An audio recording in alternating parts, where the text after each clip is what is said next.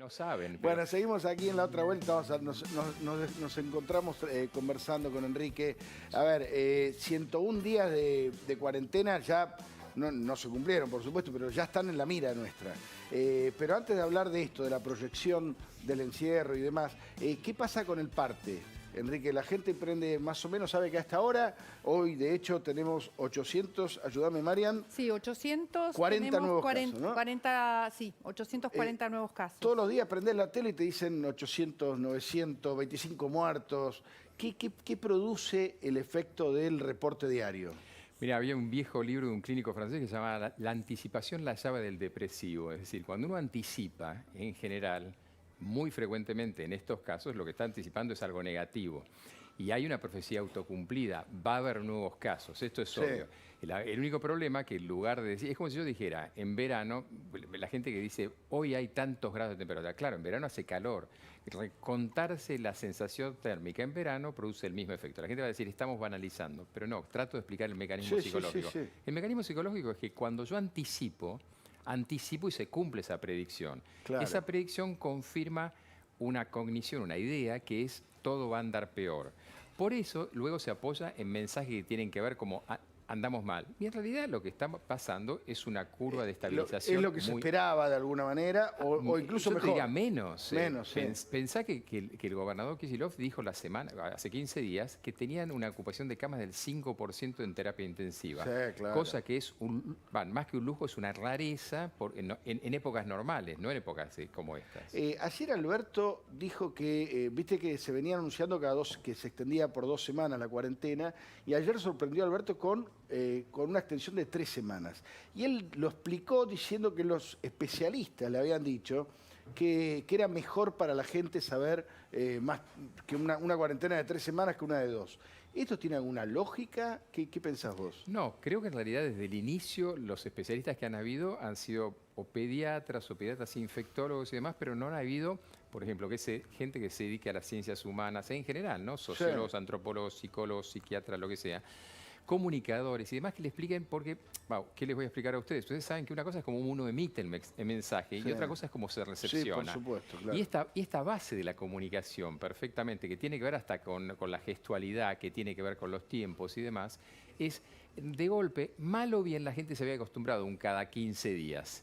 Y esta anticipación que de golpe va hasta a 21 días, hasta el 28 o más, confirma esta idea de esto no se termina nunca. De hecho, en la anterior conferencia había sido, la cuarentena se termina cuando se tenga que terminar. Y un médico de la comisión, bueno, no voy a decir el nombre, dijo, nunca se va a terminar. No, y Kicillof también dijo, la normalidad no va a existir más. La normalidad que teníamos ya no existe ni va a existir. Claro, y eso, si vos te pones a pensar, eso genera una desazón, una desesperanza, que también ha sido estudiada en la psicología experimental, que se llama la desesperanza o la indefensión aprendida. ¿Qué es? Cuando yo te digo, vení. Ustedes, digamos, me invitan a, ¿se llama La Otra Vuelta el programa? Sí. A la otra vuelta. Y cada vez que vengo me dicen, no, hoy no salís. Hoy no salís. Bueno, el día que segunda o tercera vez no venís más, claro. O no, o quedo y entro, si me importara muchísimo. Sin ganas. Sin ganas. Y llego, esa pérdida de ganas, esa pérdida de motivación es lo que uno comprueba con estas cuarentenas repetidas, ¿no? Sí. ¿La edad influye? ¿Cómo cambia para los chicos, para los que están en edad laboral, para los adultos mayores? Mira, hay múltiples variables. Una, por tanto, sí es la edad. Otra es la condición desde que esa edad se vive. Por ejemplo, una persona que tenga 60 años, pero está en buena condición física, es diferente de una persona de 60 años en mala condición física. Y así en cada franja etaria. ¿Por qué? Porque insistimos muchísimo en la idea de grupos de riesgo. Esta idea de... Lo decimos en broma a veces, pero esta idea de decir soy población de riesgo, para mucha gente es una cuestión real y genera mucho miedo. Es decir, yo recibo muchos mensajes de gente que afirma, no me pregunta, me voy a morir, me va a pasar esto, no voy a poder ver. Entonces, las franjas etarias tienen que ver también cómo previsualicen la salida de esto. Concretamente, hay chicos chiquitos que imaginan no volver a ver nunca a sus abuelos. O no, hay chicos chiquitos que en una de esas no les importa nada. Pero volvemos a esto, la recepción del mensaje nunca hay que imaginar que va a ser único o unívoco. Sí, yo tengo amigos, por ejemplo, no sé qué les pasa a ustedes, yo tengo amigos que están aterrados. Sí, por supuesto. Bueno, yo Pero quería aterrados, justo ¿eh? preguntar algo sobre el miedo, ¿no? El miedo que podemos tener nosotros como ciudadanos del mundo, ¿no? De morirnos, porque bueno, vemos la muerte delante, vemos una enfermedad que nos puede matar. Te hago una pregunta, ¿hace que uno de alguna forma pueda delegar el poder en los que más saben y decir, bueno, él me va a cuidar, él va a saber cómo cuidarme, en este caso Alberto Fernández, y relajarse en otras situaciones en las que también deberíamos cuidarnos? Bueno, yo por eso decía que no era una buena idea que me preguntara Mariana, porque evidentemente esta es una pregunta extremadamente seria y profunda y es el tema del manejo del mensaje y la manipulación del poder. Evidentemente yo proyecto en las figuras, hoy médicos, el médico ha pasado a ser, aunque sea traumatólogo, de hecho me pasó, están en un lugar y un traumatólogo hablando de virus, o un neurocirujano hablando de virus. Ah, mirá. Pero abajo dice médico, y como debo tener yo abajo dice una matrícula, y en una de esas nadie sabe si ese médico sabe, no sabe, sabe del tema, pero está imbuido de la idea de poder. Cuando uno delega ese poder en otro, también delega la capacidad de pensar y la capacidad de razonar. Sí. Entonces, en alguna medida se infantiliza y de alguna manera dice nos va a proteger. El problema es que justamente que ahí viene la información tiene que ser muy clara y nosotros tenemos información confusa, cosa que vos dijiste antes. Sí. De golpe tenemos muchas órdenes que es difícil de seguir. Entonces, claro, cuando un padre te da una orden confusa, pasa lo que se llama el doble mensaje. Es hipotéticamente, el papá dando una orden y la mamá otra. El cambio de rutina, a todos nos ha cambiado la rutina, más o menos. ¿Cómo afecta eso a la cabeza? Sobre todo cuando dura tanto tiempo, ¿no? Bueno, de hecho ha sido una técnica en campos de tortura, es decir, cuando a vos yo te cambio los horarios de despertar, los horarios de dormir, las alertas, hoy barbijo.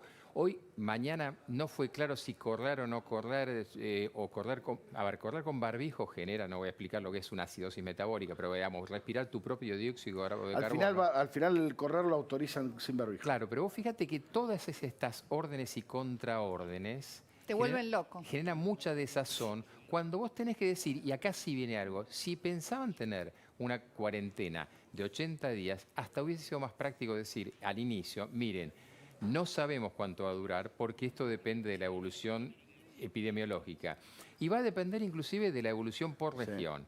Entonces, mal o bien la gente se podía adaptar a algo. Ahora, la expectativa cada 15 días era dramática. ¿Me aguantás un ratito? Por Vamos a favor. hacer una pausa y Dale. seguimos. Nos vamos al otro rinconcito, donde hacemos este programa. Y ya le voy pidiendo a producción la casa que alquila Canicova, pues le voy a preguntar por eso también, Enrique. Un tipo que tiene una mansión, vive de lunes a viernes en la mansión, se aburre y el fin de semana se va a otra mansión y está siendo investigado y todo el mundo lo mira. ¿Lo hace porque no le importa nada o goza con eso? También se lo vamos a preguntar a Enrique después de la pausa. Quédate y, por supuesto, más de coronavirus.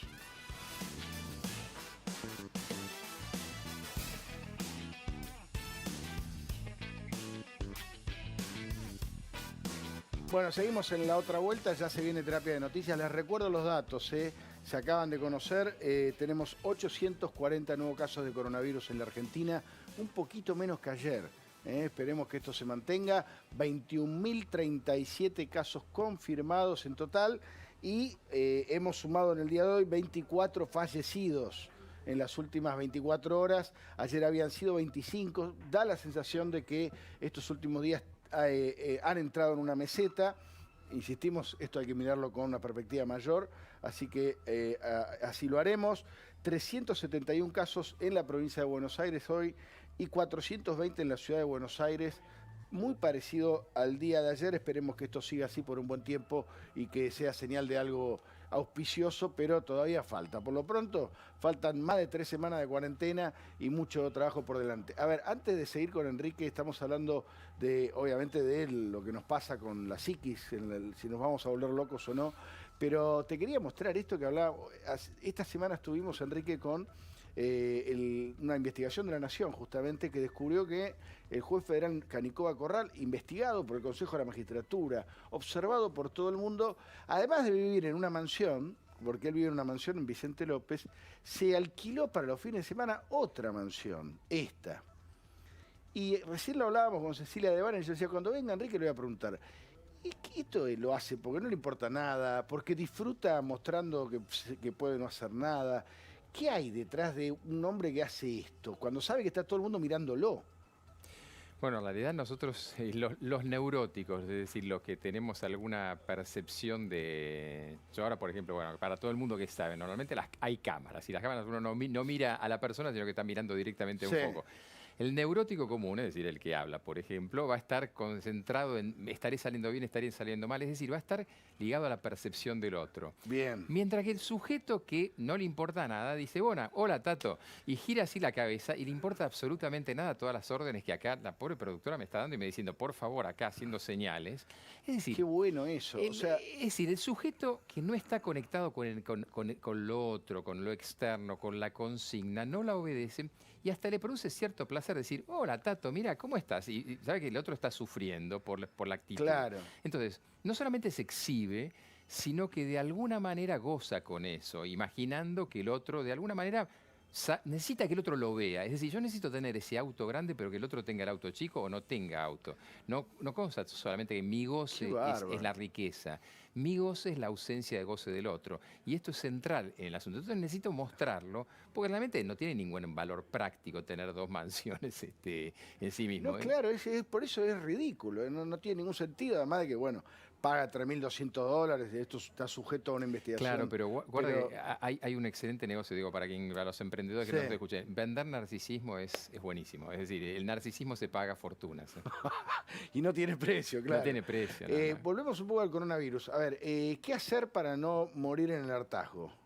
¿Qué podemos hacer como Mira, personas? por de pronto, elaborar un proyecto personal. Yo creo que parte, lo decía recién Mariana, por eso yo decía, en broma, pero es en serio, este ejercicio de pensar es muy interesante. ¿Por qué? Porque permite elaborar, en vez de delegar y darle mi proyecto personal al otro, elaborar un proyecto personal. Es decir, ejemplo, vieron que por ahí dicen los coaches y los motivadores, dicen que en 21 días uno puede establecer un hábito.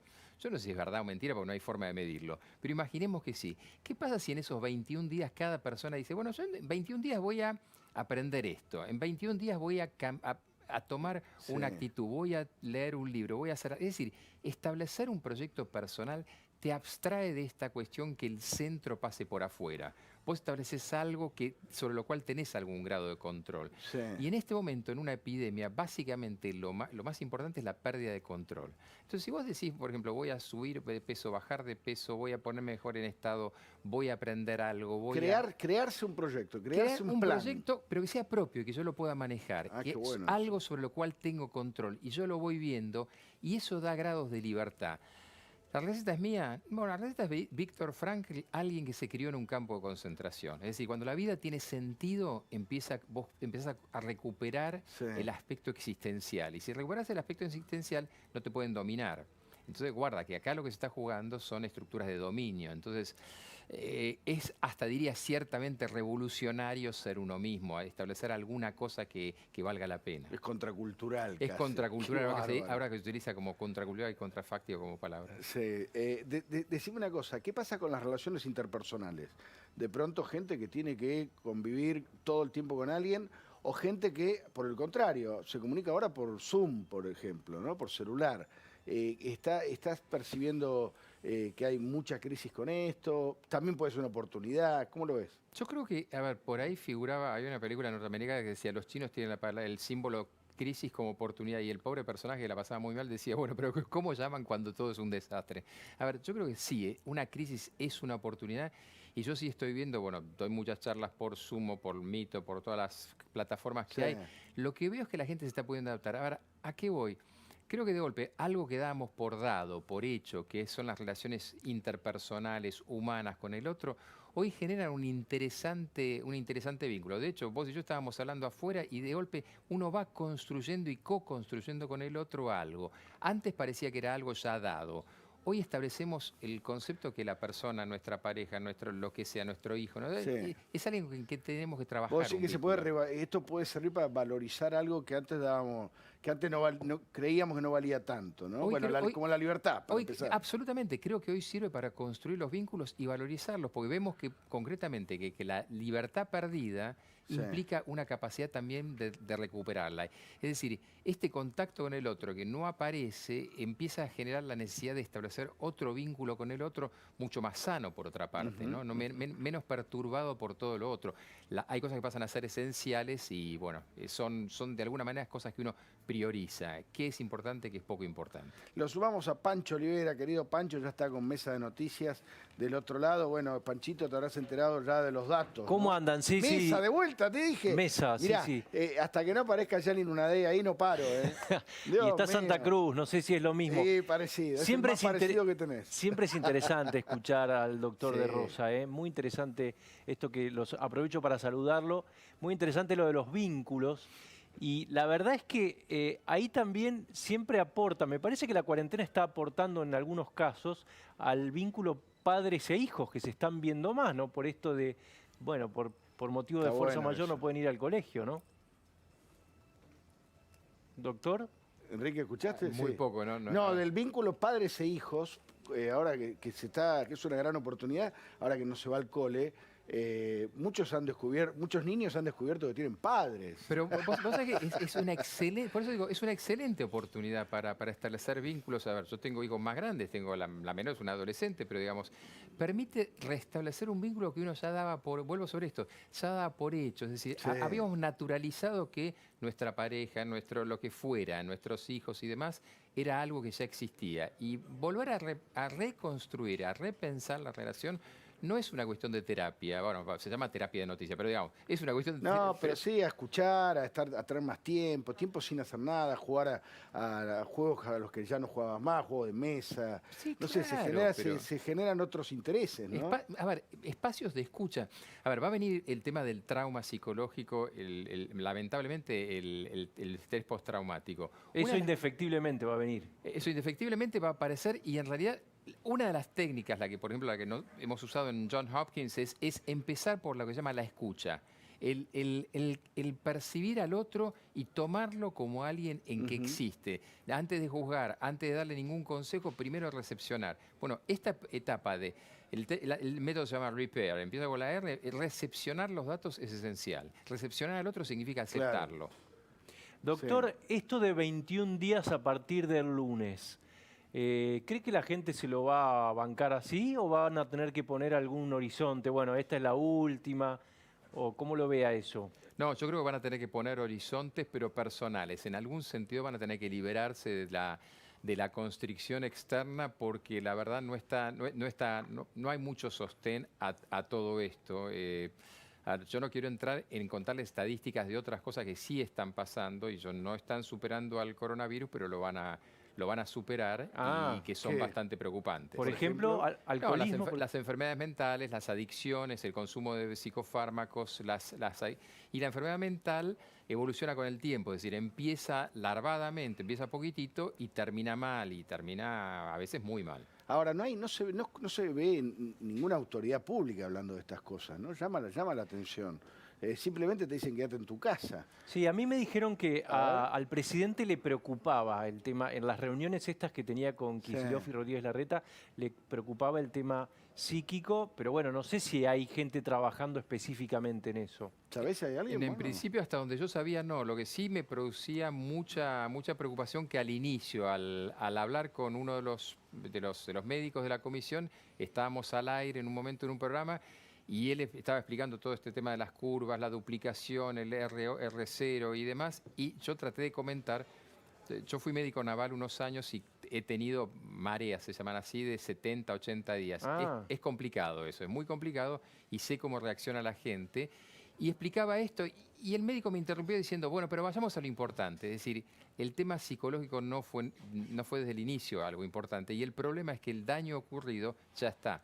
Obviamente va a haber que poner a alguien, o va a haber mucha gente, pero esto pasó ya en el 2001. Sí. Yo le mandé a la producción algo que en su momento escribimos. En el 2001 tuvimos empezamos a tener la respuesta en el 2002-2003. Wow. ¿Y cómo vamos a recordar esto, Enrique? Porque yo se me ocurre que es una gran marca generacional esta, ¿no? Todos vamos a... ¿Te acordás cuándo el coronavirus? ¿Te acordás cuándo la cuarentena? ¿Cómo nos va a pesar esto en la memoria futura? Yo creo que es tan grave como que la historia de la humanidad tuvo la reciente, la última la tuvo hace 100 años, 1918. Entonces, evidentemente estamos viviendo un episodio único en la humanidad, 2/3 de la humanidad encerrados, 2/3 de la humanidad padeciendo ciertas cosas, un temor recurrente muy fuerte. Obviamente empieza un camino porque no sabemos tampoco lo que viene por delante. Por delante hay países que tienen de rebrote, entonces yo creo que tenemos que empezar a prepararnos para épocas complicadas, a nivel anímico y psicológico. Yo le quiero hacer la última, doctor. ¿Conviene pensar en el futuro o conviene decir, bueno, que sea lo que Dios quiera, iremos viendo? No, creo que, a ver, ni uno ni lo otro. Creo que el arrojarse muy lejos en el futuro puede provocar bastante angustia. Sí proyectarse en un corto plazo, pero sí lo esencial es guiarse y asentarse en el momento actual. El momento actual significa realmente, no quiero hacer budismo zen de entre casa, pero lo que quiero decir es concentrarse mucho en qué proyecto tiene uno, en cuáles son las relaciones. Armarse un plan. Armarse una cosa en el cual en este momento estoy haciendo algo. Somos una sociedad muy dispersa, quizás sea el momento de empezar a focalizar. Pancho, querido, ¿con qué venís hoy? Bueno, vamos a ponerle números a todo esto que está diciendo el doctor de Rosa y va a venir Jorge Jacobe con algunas cifras de cómo está tomando la gente esta extensión de la cuarentena, además de, bueno, toda la cuestión económica. Vamos a abordar también el tema del juicio de YPF, ¿no? Una herencia pesada que van pasándose las últimas administraciones. Y ojo que le puede tocar a